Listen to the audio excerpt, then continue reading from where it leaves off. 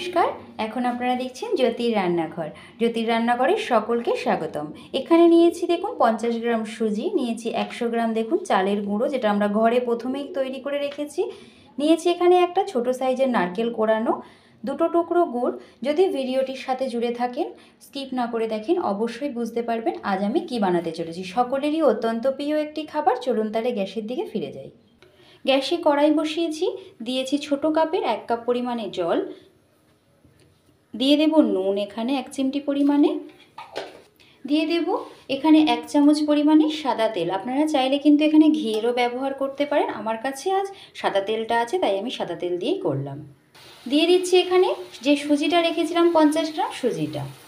গ্যাসের ফ্লেম কিন্তু এই সময় একদম মিডিয়াম ফ্লেমে রাখতে হবে। সুজিটা একটু নেড়ে চেড়ে নেব। দিয়ে দিচ্ছি এখানে 100 গ্রাম চালের গুঁড়ো। চালটা আমরা ঘরে গুঁড়ো করি ঠিক এইভাবে। আমরা ভালোভাবে চালটা আগে ধুয়ে নিই, ধুয়ে নেওয়ার পরে রোদে শুকনো করে তারপরে আমরা মিক্সার গ্রাইন্ডারে গুঁড়ো করে নিই। তাহলে কী হয়, চালের নোংরাটাও আর রইল না। তারপরে যদি আপনারা রোদে একটু শুকনো করে নেন তাহলে কিন্তু সারা বছরে এইভাবে সংরক্ষণ করা যাবে। এইভাবে নেড়ে চেড়ে যদি এই জিনিসটা করা হয়, এটা কিন্তু খুব সফট থাকে আর খেতেও সুস্বাদু হয়। এবারে পুরটা আমরা সম্পূর্ণ রেডি করে নিয়ে আপনাদেরকে দেখাচ্ছি। দেখুন সম্পূর্ণ পুরটা রেডি হয়ে গেছে। এই পর্যায়েটা আমি নামিয়ে ফেলবো। দেখুন পুরটা ঢেলে দিয়েছি, সামান্য পরিমাণে নিয়ে নিয়েছি সাদা তেল। আপনারা চাইলে কিন্তু এটা ঘি দিয়েও করতে পারেন। এই সময় এটা কিন্তু একদম আটা মাখার মতন করে ভীষণ সুন্দরভাবে ঠেসে নিতে হবে, তা না হলে কিন্তু জিনিসটা একদমই ভালো হবে না। একটু কুসুম কুসুম গরম থাকতে থাকতে এটা মাখতে হবে, যাতে এটা শক্ত না হয়ে যায়। বেশি ঠান্ডা করে মাখতে গেলে কিন্তু শক্ত হয়ে যাবে। দেখুন মেখে একটা ডোয়ের মতন করে নিয়েছি। এবার একটা ভিজে পাতলা কাপড় দিয়ে ঢাকা দিয়ে রেখে দেব।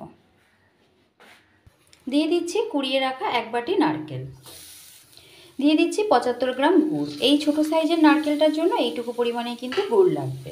এবারে ভালো করে নেড়ে ছেড়ে এটা সুন্দর করে গ্যাসের ফ্লেম কমিয়ে দিয়ে পুরটা রেডি করে নেব। দেখুন দিয়ে দিচ্ছি গ্রেট করা খোয়া ক্ষীর 150 গ্রাম। এটা কিন্তু এইভাবে করলে ভীষণ সুস্বাদু হয়ে থাকে আর খেতে কিন্তু অসাধারণ লাগে। আপনারা চেষ্টা করবেন একটু এইভাবে ঠিক তৈরি করা। এবারে খুব ভালোভাবে এটা এর সাথে আমি মিশিয়ে নেব। গ্যাসের ফ্লেম কিন্তু এই সময় একদমই কমানো থাকবে।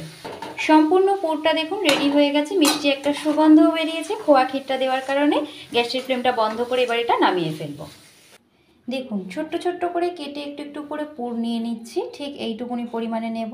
দেখুন এটা কেমন সুন্দর সফট হয়েছে, মা দেখিয়ে দিচ্ছে। দেখুন নিয়ে ছোট্ট করে এরকম একটা বাটির মতন তৈরি করে অল্প সামান্য পরিমাণে পুর দিয়ে মুখটা মেরে নিতে হবে। দেখুন একটা দেখিয়ে দিচ্ছে কিভাবে মা করছে। এগুলো একটু আলতো হাতে করলে কিন্তু অনায়াসে ভীষণ সুন্দর একটি পিঠার রেসিপি হয়ে যায়। মুখটা ঠিক এইভাবে মুড়ে দিতে হবে। দেখুন ঠিক এইটুকুনি পরিমাণে একটা লেচি কেটে নিয়েছে। এটা একটু ধীরে ধীরে করতে হবে এবং ছোট্ট একটা বাটি বুড়ো আঙুলের সাহায্যে, এখানে দেখুন কাজ হচ্ছে কিন্তু দুটো বুড়ো আঙুলের সাহায্যে ঠিক এইরকম করে নিয়ে এর মধ্যে সামান্য পরিমাণে একটু পুর ভরে দিতে হবে।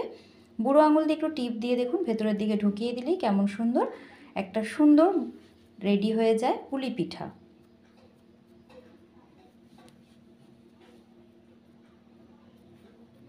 অনুরোধ করব আমার এই রেসিপিগুলো যদি আপনাদের ভালো লাগে তো দয়া করে চ্যানেলটি লাইক এবং সাবস্ক্রাইব করে আমার পাশে থাকতে, পরবর্তী ভিডিও নোটিফিকেশানের জন্য বেল আইকনটি প্রেস করে রাখতে। দেখুন আরও একটা দেখিয়ে দিচ্ছে আপনাদেরকে মা। দেখুন পুরটা দিয়ে দিল।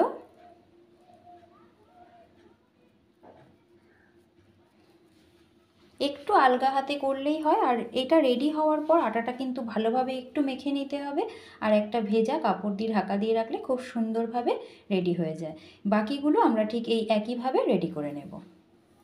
দুধটা আগে থেকে গরম বসিয়েছিলাম, একদম গাঢ় করে নিয়েছি। মিশিয়ে দেবো এখানে 150 গ্রাম মতন গুড়, যেটা ভেঙে ছোট ছোট করে রেখেছি। পাটালি গুড় মিশিয়ে দিচ্ছি। গুড় ভালো কি বা কেটে যাবে দুধটা, সেটা দেখার একটাও পদ্ধতি হচ্ছে দুধটা গরম হওয়ার পর 1 হাতা পরিমাণে দুধ অন্য পাত্রে তুলে নিয়ে সেখানে সামান্য পরিমাণে যে গুড়টা আপনারা ব্যবহার করবেন সেটা দিয়ে একবার জাল দিয়ে নিলেই বোঝা যাবে যে সেটা কেটে যাচ্ছে কি না। তারপরে আপনারা সম্পূর্ণ দুধের সাথে গুড়টা মেশাতে পারবেন।